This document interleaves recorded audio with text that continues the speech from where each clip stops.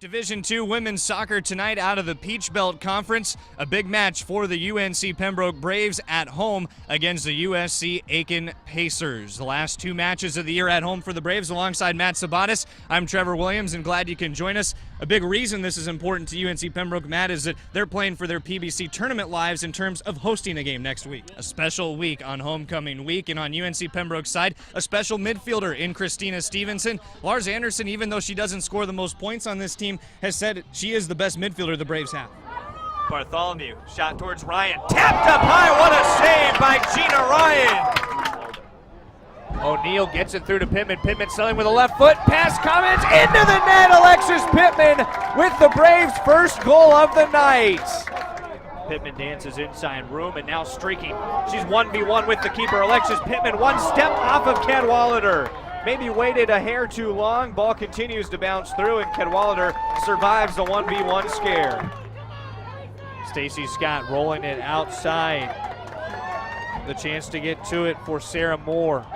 Towards the corner. Braves cut it inside. Weisner at the corner of the 18. Right-footed shot. Backside post put in by Alexis Pittman with only 25 seconds remaining. You're going to see that intensity really go up a notch for USC Aiken now. Under 7 minutes. Rochelle trying to settle the ball. He ran it back into Epley. Epley holding on to Rochelle. Rochelle's down for a second. Olsen on the counter. Looking off to her right side. Sees the fresh legs of Amanda Giordano. At the end line, Katie Ryan off the base of the cleats, kept it inside the flag for a throw instead of a corner. Ryan really knows how to position herself in front of a cross. She can really break up just about anything coming her way. She's just like her sister.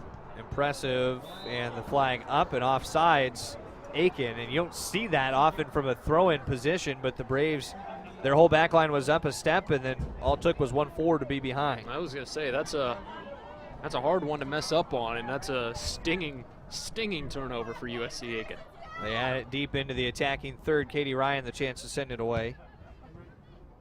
Her kick definitely not on par with what she would have hoped. It got deflected right back down end line with Risch. Crossing opportunity. Gina Ryan back in, can't get there. McHale pass Ryan and in, and an equalizer for Aiken. The beautiful cross off the foot of Casey Risch finds McHale on the back end, and with just over 5 minutes to spare, the leading scorer for the Pacers knots it at 1. And that could be the issue with a lot of chances that, or when I say a lot of chances, I mean the few chances that Gina Ryan sees a lot of times. She feels the need as the keeper, once it gets in her box like that, she has to make an athletic play. And sometimes if she's not able to make that play, leaves an opening for chance number 2. Went full extension on a dive of the cross from Casey Risch. Risch picking up assist number 2 of her season. The goal for Catherine McHale, her 6th of the year. For McHale, shot number 1 of the match.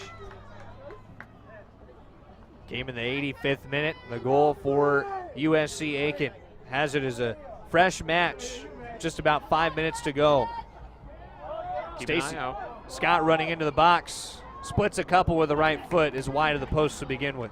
Cut you off there, but I'd say keep an eye out. The Braves can easily use that as a chance to get fired back up. They've still kept the intensity high throughout what's now 85 minutes of play. And see no reason why they can't put another one in before the full 90 is up. No assist credit, in fact, for Casey Risch. I guess, you can see it. McHale did have to reverse direction at one point, but definitely the goal not possible without the cross from Risch. Official time was at 84:26 in the 85th minute. 4.5 to go. Weiser tried to turn a shot. It's deflected down. Stacy Scott has a chance from 20 out. Fires too high. Now that this game is tied, defensively, you see girls like Raleigh, they almost seem a little more lax, which isn't going to turn out well for them, because the Braves are still fired up. They're still as intense as a team as ever. It doesn't matter that they've given up a goal. And it wasn't like UNC Pembroke had gotten to the point of packing it in yet. Wisner, a right-footed shot, nearly had Commons racing to the post. That's exactly what I'm saying. These shots aren't going to stop for the Braves. Their offense has spent so much time on this half of the pitch. I see no reason why this flurry won't continue. They would like to challenge the freshman keeper now between the pipes, trying to keep it even for USC Aiken into a potential overtime. Both sides vying for a game winner. Watkins plays the short pass up high. Wanted Pittman to set up outside, finally gets it to the corner of the 18.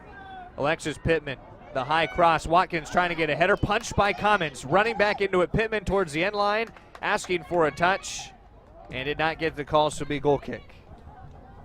That is a tough break for the Braves, as they put a lot of great chances on net there, but we've seen it plenty of times today, their ability to turn it around and bring it right back onto offense off of these goal kicks. Look for it again. What a pretty play to the outside of the foot by Casey Risch in the midfield. Now Kate Wisner on the run. 4 attackers forward for the Braves. Rochelle in the box with room, settles a left foot. One more touch towards Stacy Scott. Scott was not ready on the back end. Epley, the defender, in with some pressure.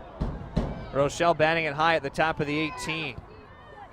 A shot for Ryan from way out, wide of the frame. That was the right play to try and go for the second cross to try and find Stacy Scott, but it wasn't communicated properly enough. You want to be as subtle as you can, and Epley was reading that very well and keeping the proper defense on Scott and not going up on the ball handler.